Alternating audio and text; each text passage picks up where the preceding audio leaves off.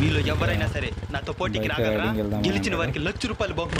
ఏ పోటీనదే నేను పాల్గొంటానా? నా గమన prize money. నేను బైక్ ని స్పీడ్ గా తోలుతాను. నాతో కూడా వెనకాల కూర్చోవాలి. ఎంతమంది కూర్చుంటారో అన్ని లక్షలు. ఉండు నా భార్యను కూడా తీసుకొని వచ్చేస్తానా? మధ్యలో భయపడి అరిచిన ఆపేమని చెప్పిన ₹1 కూడా ప్రైజ్ మనీ రాదు. ఏమండి నాకు భయం ఉందండి, నేను రాను.